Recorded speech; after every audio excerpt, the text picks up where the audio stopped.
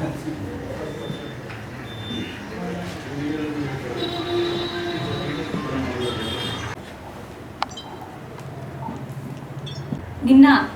BJP విజయ సంకల్ప యాత్ర జగిత్యాల నియోజకవర్గంకి వచ్చిన తరుణంలో మేము ప్రజలందరి ఆశీర్వాదం కోసం వాళ్ళతో కొన్ని విషయాలు మాట్లాడడం జరిగింది. మరి అదేదో ముంచుకుపోతుంది అన్నట్టుగా మా యాత్ర కనీసం కొరుట్ల బార్డర్ దాకా కూడా చేరలేదు. ఇక్కడ ఉన్నటువంటి పెద్ద మనిషి గారు మరి జీవన్ రెడ్డి అంకుల్ గారు హడావుడిగా ప్రెస్ మీట్ పెట్టి మాట్లాడిండ్రు. అక్కడే అర్థమవుతుంది మా విజయం తథ్యమని, మీ ఓటమి ఖాయమని. అంటే అంత భయం మీకు, బీజేపీ గెలుస్తుంది కాంగ్రెస్ ఓడిపోతుంది అని. ఆ భయంతో ఉన్న పలానా ఇమీడియట్గా కంగారు పడుతూ ప్రెస్ మీట్ పెట్టారు. సరే, ప్రెస్ మీట్ పెట్టారు, మీరు పెడతారు, మీరు మాట్లాడతారు, అది మీ హక్కు. కానీ అంకుల్, మీరు ప్రెస్ మీట్ పెట్టినప్పుడు కొంచెం నిజాలు మాట్లాడాల్సింది ఉండే. ఎందుకంటే ఏమన్నారు మీరు అందులో, గౌరవనీయులు వాజ్పేయి గారు స్వర్గస్థులైన వాళ్ళ గురించి అబద్ధం చెప్పొద్దు, నిజంగా చాలా తప్పు. వాజ్పేయి గారు ఏమన్నారన్నారు, ఇందిరాగాంధీ గారిని అపర కాళికామాత అన్నారని చెప్పారు. ఒక్కసారి మీకు నేను చరిత్ర గురించి ఒక నిజం చూపిస్తాను. మీకు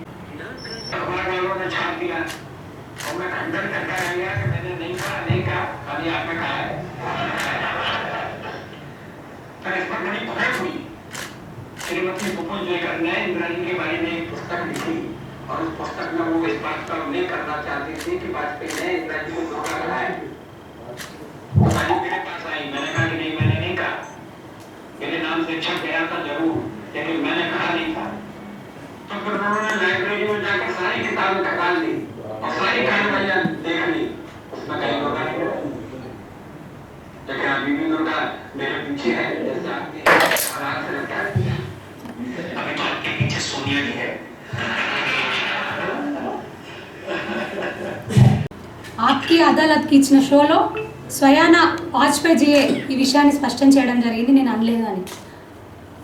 ఇదంతా ఒక పుకారు, ఒక పుస్తకంలో రాసిన పుకారు అంతే తప్ప అనలేదు అని. సరే అన్నారు అనుకోండి, గౌరవంతో అంటారు. ఒక మహిళకి ఇచ్చిన గౌరవం దేవతతో పోలుస్తున్నారండి. అది మా బీజేపీ పెద్దల గౌరవం, సంస్కారం. మరి ఇంకొక వీడియో చూపిస్తాను, చరిత్ర వీడియో. మీ నాయకులను సోనియా గాంధీ గారిని ఏమన్నారో ఒక్కసారి చూడండి.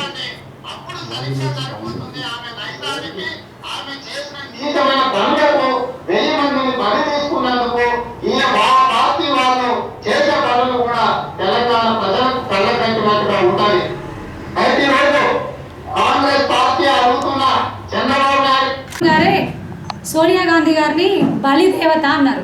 అంటే మీ వాళ్ళకున్న సంస్కారం అది, మీ కాంగ్రెస్ వాళ్ళకున్న సంస్కారం అది, మా బీజేపీ వాళ్ళకున్న సంస్కారం ఇది. మహిళల్ని దేవతతో పోలుస్తున్నాం. ఒకవేళ మీరు అన్నట్టుగా అయితే, అంటే మీ పార్టీలో మీ వాళ్ళకి ఇచ్చుకునే సంస్కారమే లేదు మహిళలకి, ఇంకా మీరు వేరే వాళ్ళకి ఏం సంస్కారం ఇస్తారు? వేరే మహిళలకు, సామాన్య ప్రజానిక మహిళలకు ఏం సంస్కారం ఇస్తారు? అదొక్కసారి దయచేసి గుర్తుంచుకొని మాట్లాడాలి మాట్లాడే ముందు. ఇంకొకటి, మాట్లాడితే అదేదో అంబానీలు అదానీలు బీజేపీ పుట్టిన తర్వాతనే పుట్టారు, బీజేపీ ఉన్నప్పుడే ఎదిగారు అన్నట్టు మాట్లాడతారు. మరి ఇదేంటి? ఇందిరాగాంధీ గారు కలిసి అప్పుడు వారితో మాట్లాడుతుంది ఎవరితోని? అంబానీ గారితో. అవునా? మరి అప్పుడైతే నేను పుట్టలేదు. చరిత్రకు సాక్ష్యాలు ఇవన్నీ. మొన్న మీ సీఎం గారు, కొత్త సీఎం గారు రేవంత్ రెడ్డి గారు ఉన్న ఫలానా సీఎం అవగానే వెళ్ళి అదాని గారి దగ్గర వెళ్ళి వంగి ఫోటోలు దిగిండ్రు సత్కారం చేస్తూ. ఏందండి మరి మేమేమనాలండి? ఇవన్నీ ఒకసారి మీరు గుర్తుంచుకొని మాట్లాడాలి.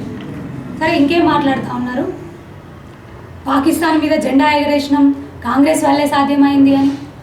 ఒక్కసారి మీరు చరిత్ర గురించి తెలుసుకొని మాట్లాడాలని మమ్మల్ని అని చెప్పారు కదా. చరిత్ర ఒక్కసారి మీరు చదివి మాట్లాడాలి. మీరు చదివి మాట్లాడితే మంచిగా ఉంటుంది. 1962లో జరిగిన ఇండో చైనా వార్లో అప్పుడున్నటువంటి ఆర్ఎస్ఎస్ ప్రముఖ పాత్ర పోషించింది, ఢిల్లీలో ఉన్నటువంటి ప్రజలను కాపాడింది అని 1963లో, అంటే ఢిల్లీలో ఉన్న ప్రజల రెస్పాన్సిబిలిటీస్ తీసుకుంది. అక్కడున్న ఇండో చైనా బార్డర్ దగ్గర కూడా సెక్యూరిటీ బాధ్యతలు కూడా తీసుకుంది అని నెహ్రూజీ, అప్పుడున్నటువంటి ప్రధాని, 1963లో జరిగినటువంటి రిపబ్లిక్ డే పెరేడ్లో ఆర్ఎస్ఎస్ కవాతు నిర్వహించాలని వారి గౌరవంగా ఆహ్వానించడం జరిగింది. అప్పుడున్నటువంటి దీనికి సాక్ష్యంగా అప్పుడున్నటువంటి హిందుస్థాన్ టైమ్స్లో జనవరి 28, 1963లో ఇది ప్రచురించబడింది కూడా, కావాలంటే తీసి చూసుకోండి. అలాగే ఆ తర్వాత జరిగిన 1971 ఇండో పాక్ యుద్ధం అప్పుడు కూడా ఆర్ఎస్ఎస్ కీలక పాత్ర పోషించింది అని ప్రతి ఒక్క చరిత్ర పుటల్లో నిలిచిపోయింది. ఆర్ఎస్ఎస్ అంటే రాష్ట్రీయ స్వయం సేవక్ మాత్రమే కాదు, రిజర్వ్డ్ ఫర్ సెల్ఫిష్లెస్ సర్వీసెస్. మీ కాంగ్రెస్ ఒక్కదాని వల్లే కాలేదు ఈ యుద్ధాలన్నీ, ఆర్ఎస్ఎస్ ప్రముఖ భాగస్వామ్యంతో ఇవన్నీ జరిగాయి. ప్రతి ఒక్క దాంట్లో కూడా ఆర్ఎస్ఎస్ ప్రముఖ పాత్ర పోషించింది అనడానికి చరిత్ర నిదర్శనం ఉంది, చరిత్ర సాక్ష్యాలు ఉన్నాయి. చరిత్ర గురించి తెలవాలంటే చరిత్రలో పుట్టాల్సిన అవసరం లేదు, చరిత్ర నుంచి జ్ఞానం పొందితే చాలు. మాట్లాడితే చిన్నపిల్లలు మాట్లాడుతున్నాం, మేము సీనియర్లం అంటారు కదా, చరిత్రను తెలుసుకొని మాట్లాడండి. ఏమంటారు మోదీ గారు ఏం చేసిండ్రు పేద ప్రజానికానికి, మధ్యతరగతి ప్రజానికానికి అని అంటారా? ఒక్కసారి చెప్పాలా మోదీ గారు ఏం చేసిండ్రు? కిసాన్ సమ్మాన్ యోజన ఎవరికి ఇస్తున్నారండి? రైతులకు ఇస్తున్నారు. రైతులకి పెట్టుబడి సాయం 6,000 మాత్రమే కాకుండా యూరియా మీద సబ్సిడీ, డిఏపి బస్తా మీద సబ్సిడీ, మొత్తంగా కలిపి ఒక సంవత్సర కాలంలో 24,685 రూపాయలు ఇస్తున్నారు. బాండ్ పేపర్ రాసిచ్చింది, చేసి చూపించారు, పసుపు బోర్డు తీసుకురావడం. అంతకుముందు స్పైసెస్ బోర్డు తీసుకొచ్చారు. ఇప్పుడు ఎంత ఉందండి పసుపు ధర? నిన్న క్వింటాల్కి 13,000 రూపాయలు ఉంది. మరి అదే కాదు జగిత్యాలకి ఏం చేసిందని అడుగుతారు. ఎట్లా అది కూడా చెప్తా ఉన్నా. జగిత్యాలకి నవోదయ స్కూల్ శాంక్షన్ కూడా రావడం జరిగింది, తొందరలోనే అనౌన్స్మెంట్ కూడా అవుతుంది. జగిత్యాల డిస్టిక్కి 560 కోట్లతో 110 కిలోమీటర్ల లైన్ జాతీయ రహదారి నిర్మాణం చేయడం జరిగింది. చెప్పుకుంటూ పోతే కోకొల్లలు. ఏం చేశారని అడుగుతారా? అసలు మీరేం చేశారండి? మీరేం చేశారు? మోదీ గారు ఏం చేశారు? ఇప్పుడు వచ్చి గుళ్ళు అంటున్నారు, అవంటున్నారు. మోదీ గారు చేసినవి కనిపించడం లేదా?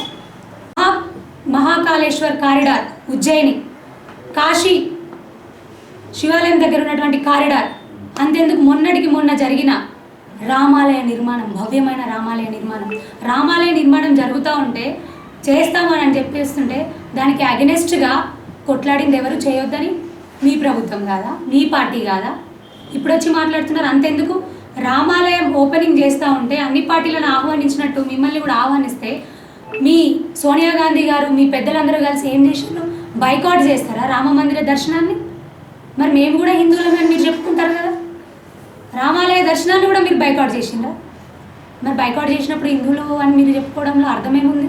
ఒక్కసారి ఆలోచించాలి. అయినా అంకుల్, నేను నాకు తెలియక అడుగుతాను, గుమ్మడికాయల దొంగ ఎవరంటే భుజాలు తడుముకున్నట్టు నేను నిన్న గుళ్ళు తిరగని వాళ్ళు గుళ్ళు తిరుగుతున్నారు, బొట్టు పెట్టుకొని క్షణాలు దుడిపేస్తున్నారు, అప్పుడు చేస్తుండే ఇప్పుడేమో బొట్లు పెట్టుకొని తిరుగుతున్నారంటే అదేదో మిమ్మల్ని అన్నట్టుగా, నేను కాదు, నేను ఇప్పుడు గుళ్ళు తిరగట్లేదు, నేను ఆ గుడి కొట్టించిన ఈ గుడి కొట్టించిన అని మీ 40 ఏళ్ల రాజకీయ జీవితంలో కేవలం మీరు చెప్పేది 4 గుళ్ళ. మీరు అంతా చేయాలనుకుంటే మీ ప్రభుత్వం అన్నిసార్లు ఉంది, మీరు అన్ని పదవులు చేసిండ్రు కదా. మరి అప్పుడు ధర్మపురి గుడి పరిస్థితి ఏమైంది? కొండగట్టు గుడి పరిస్థితి ఏమైంది? వేములవాడ గుడి పరిస్థితి ఏమైంది? ధర్మపురి గోదావరి దారుణమైన పరిస్థితి, కొండగట్టు కోడేరు పరిస్థితి ఎలా ఉంది చెప్పండి, భక్తులు అడగండి. మీకు అంతగా దమ్ము ధైర్యం ఉంటే ప్రభుత్వం ఉంది కదా, ధర్మపురికి కొండగట్టుకు ఫండ్స్ తీసుకురండి. కొడంగల్కు 4,300 కోట్లు మీ రేవంత్ రెడ్డి గారు తీసుకొని పోతున్నారు కదా. జగిత్యాల అభివృద్ధికి కనీసం 400 కోట్లు ఇప్పటికిప్పుడు తీసుకొని రండి. జగిత్యాల ప్రజలు మిమ్మల్ని ఇప్పుడు నమ్ముతారు. ముందు అవి చేసి మాట్లాడండి. రామభక్తుల మంది అరే మేము చేసాము కాబట్టి చెప్పుకుంటున్నాం, చేసినవే చెప్పుకుంటున్నాం. మీ సొంత క్రషర్ నుంచి ఇచ్చి అభివృద్ధి చేసిండ్రా? అవి గుళ్ళు కట్టి రాగుళ్ళు ఎంతమంది చూడలేదండి గతంలో మీరు ఏమేమి చేసిండ్రు, ఎట్లెట్లా చేసిండ్రు అని. ఇంత అధ్వానంగా ఉండేనా జగిత్యాల పరిస్థితి? మీరప్పుడు చక్కగా పట్టించుకొని చేసి ఉంటే. అప్పుడు ఎట్లుంది జగిత్యాలు, ఇప్పుడు ఎట్లుంది జగిత్యాలు? ఒకప్పుడు కరీంనగర్ నుంచి ఏ పనులు కావాలన్నా అక్కడి నుంచి జగిత్యాలకు వచ్చేవాళ్ళు. మీరు నిజంగా పట్టించుకొని అప్పుడే మన పట్టణాన్ని ఎక్స్టెండ్ చేసి ఉంటే, అమృత్ స్కీమ్ కేంద్ర ప్రభుత్వం ఇస్తున్న నిధులు వాడుకొని కరీంనగర్ కంటే ముందే మన జగిత్యాలే వాడుకొని ఒక స్మార్ట్ సిటీగా జగిత్యాలే అయ్యే ఉండే. ఇప్పుడు వచ్చి మాట్లాడుతున్నారు. అయినా అంకుల్, నేను కోరుకుంటానులేండి మీకు ఎంపీ టికెట్ రావాలని, కానీ జగిత్యాల ప్రజలు ఒక్కటి ఆలోచించాలి. గతంలో కరీంనగర్ ఎంపీగా జీవన్ రెడ్డి అంకుల్ గారు పోటీ చేసినప్పుడు ఓడిపోయారు. ఓడిపోగానే ఏమైంది? అప్పుడున్నటువంటి సీఎం రాజశేఖర్ రెడ్డి గారు ఇమ్మీడియట్గా పిలిచి మంత్రి పదవి ఇచ్చింది. మరి ఇప్పుడు కూడా ఎంపీగా పోటీ చేస్తే జగిత్యాల ప్రజలు ఓడగొడితే ఇమ్మీడియట్గా మళ్ళీ రేవంత్ రెడ్డి గారు మంత్రి పదవి ఇస్తారు. జగిత్యాల ప్రజలకు ఎటు చూసి లాభం మంచిగా, ఎందుకంటే ఎమ్మెల్యే ఉన్నాడు కానీ ప్రభుత్వం లేదు. ఇప్పుడు ఎంపీ ఓడగొట్టింది అనుకో జీవన్ రెడ్డి అంకుల్ గారిని, ఇమ్మీడియట్గా మంత్రి పదవి వస్తుంది. మంచి లాభం జగిత్యాల ప్రజలకి. అందుకే మంచిగా ఆలోచించుకోండి. ఇక్కడ ఎంపీ ఓడగొట్టండి. ఎంపీ అరవింద్ అన్న గారిని ఈసారి ఎంపీగా గెలిపిస్తే ఎట్లా కేంద్రంలో రాబోయేది మోదీ గారే, మోదీ సర్కారే. అరవింద్ అన్న గారికి కేంద్రంలో మంత్రి పదవి కూడా వస్తుంది. అన్ని రకాలుగా కూడా లాభం జరుగుతుంది. జగిత్యాల ప్రజలకు అన్ని విధాల సంక్షేమం అందుతుంది. జగిత్యాల పట్టణం మంచి అమోఘమైన అభివృద్ధి కూడా జరుగుతుంది. చెప్పాలంటే గతంలో చాలా విషయాలు ఉన్నాయి అంకుల్, కొంచెం జరంతా చూసుకొని మాట్లాడుండ్రి మంచిది. ఇంకా అరవింద్ అన్న ఏం చేసిండ్రో ఇప్పటిదాకా చెప్పినా కదా, ఇంకోసారి అనకండి మోదీ గారు ఏం చేసిండ్రు, అరవింద్ గారు ఏం చేసిండ్రు అని. ఇగో ఇంకా మేము ఎక్కువ చిట్టా ఇప్పాల్సి వస్తుంది. ఇగో ఈ బుక్ కూడా మీకు పంపిస్తే చదువుకోండి, జరంతా చదువుకోండి. ఇందులో ఏమేమి చేసినాం, రాష్ట్రానికి ఏం చేసినాం, ప్రతి ఒక్కటి చిన్న లెక్క ఉంది. ప్రతి ఒక్కటి చిన్న లెక్కతో సహా ఉంది. ప్రతి డిపార్ట్మెంట్ నుంచి ఏమేమి చేసినామో ప్రతి ఒక్కటి లెక్క ఉంది. మీకు పంపిస్తున్నా, ఇది మీరు చదవండి. దీనికి ఏమైనా డౌట్ ఉంటే మమ్మల్ని పిలవండి, వచ్చి బాజాప్తా మీకు మళ్ళీ లెక్కలు చెప్తాం, బాజాప్తా లెక్కలు చెప్తాం. ఇది మా మోదీ గారు చేసిన అభివృద్ధి, మా అరవింద్ అన్న గారు మన పార్లమెంట్ సెగ్మెంట్కి చేసిన అభివృద్ధి. ఇవి మాట్లాడితే జగిత్యాల అభివృద్ధి అని మంచిగానే అంకుల్ చెప్తున్నాడు, అట్లా చేసినా ఇట్లా చేసినా అని. ఫస్ట్ ఉగ్రవాదులకు అడ్డగా మారకుండా ఒకటైతే చూసుకోండి అంకుల్ ప్లీజ్. ఉగ్రవాదులకి అడ్డగా మారకుండా అయితే జగిత్యాలని చూసుకోండి. పిఎఫ్ఐ యాక్టివిటీస్ లేకుండా చూసుకోండి. అది చేస్తే చాలా మంచిది. మా నిజామాబాద్ పార్లమెంట్ ప్రజల ఆశీర్వాదాలు పొందడానికి విజయ సంకల్ప యాత్ర బీజేపీ ఆధ్వర్యంలో నిర్వహిస్తున్నటువంటి యాత్ర రావడం జరిగింది జగిత్యాల నియోజకవర్గానికి. మరి సభని విజయవంతం చేసినందుకు గాను కార్యకర్తలందరికీ, అదేవిధంగా మమ్మల్ని పెద్ద ఎత్తున తరలి వచ్చి మా మహిళా సోదరిమణులు, మా జగిత్యాల నియోజకవర్గ ప్రజలందరూ కూడా ఆశీర్వదించడం జరిగింది. మీ అందరికీ కూడా హృదయపూర్వక ధన్యవాదాలు తెలియజేస్తా ఉన్నాను.